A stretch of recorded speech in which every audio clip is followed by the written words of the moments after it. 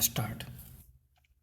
छोटी सी उम्र में पढ़नाई रे बाबा सा काई थारो करियो मैं कसूर विराम।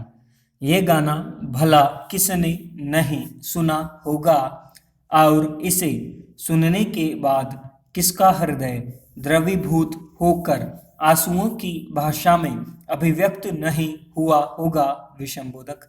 बाल विवाह एक ऐसी कुप्रथा है जिससे हमारा देश और समाज आजादी के 7 दशकों के इतने लंबे समय के बाद भी पीछा नहीं छुड़ा पाया है। विराम। यही कारण है कि अक्षय तृतीया जैसे पावन एवं धार्मिक दिवस पर बाल विवाह कराने की विकृत मानसिकता अब भी मौजूद होकर अपना काम कर रही है। विराम। इस दिन पर कोई भी महत्वपूर्ण कार्य करने के लिए पंचांग व मुहूर्त देखने की जरूरत नहीं होती। विराम। प्राचीन समय में इस शुभ दिवस पर लोग अपने बच्चों की शादियां करा देते थे। विराम। और वे तनाव मुक्त हो जाते थे कि उन्होंने अपने बच्चियों को समाज की गंदी नजरों से सुरक्षित कर लिया है। विराम। क्योंकि ये माना जाता था कि विवाह के बाद बच्चियों के साथ गलत कृत्य नहीं होते हैं। विराम। तब से क्रम बनता गया और लोग अक्षय तृतीया के दिन को अपने बच्चों की शादी के लिए शुभ मानकर बाल विवाह रचाते रहे हैं और रचा रहे हैं। विराम। पैरा। यह रिपोर्ट हमारे सामाजिक जीवन के उस शाह पहलू की ओर इशारा करती है जिसे अक्सर हम रीति रिवाज व परंपरा के नाम पर अनदेखा करते हैं। विराम। तीव्र आर्थिक विकास, बढ़ती जागरूकता और शिक्षा का अधिकार, कानून लागू होने के बाद भी अगर यह हाल है तो जाहिर है कि बालिकाओं के अधिकारों और कल्याण की दिशा में अभी काफी कुछ किया जाना शेष है। विराम।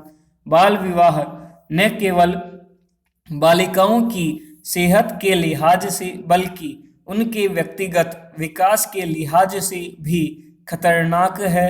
विराम। शिक्षा, जो कि उनके भविष्य का उज्जवल द्वार माना जाता है, हमेशा के लिए बंद भी हो जाता है। विराम।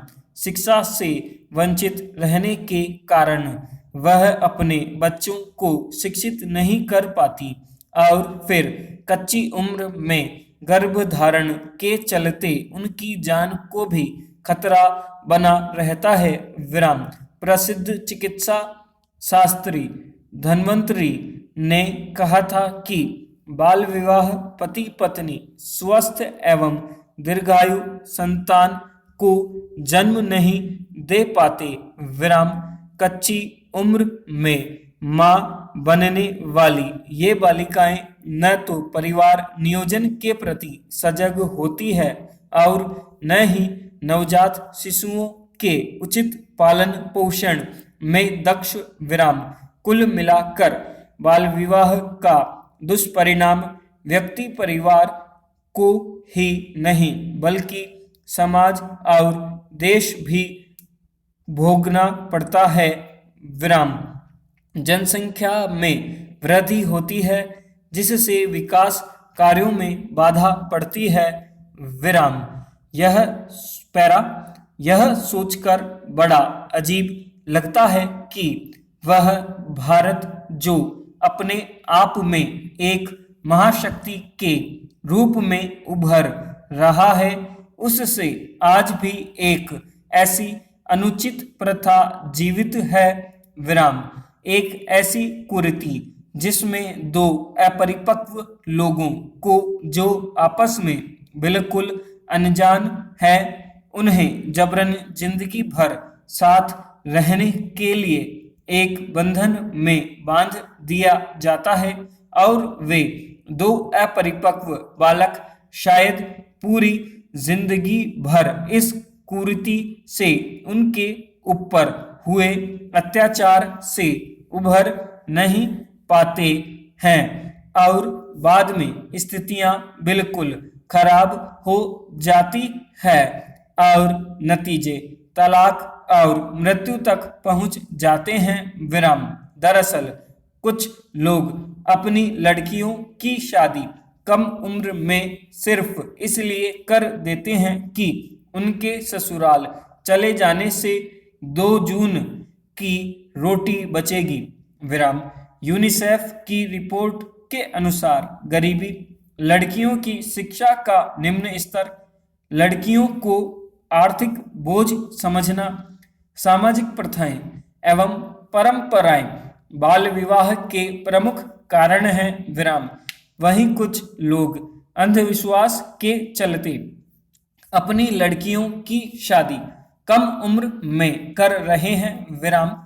जो भी हो, इस कुप्रथा का अंत होना बहुत जरूरी है। विराम। पैरा। वैसे हमारे देश में बाल विवाह रोकने के लिए कानून सर्वप्रथम सन 1929 में पारित किया गया था। विराम।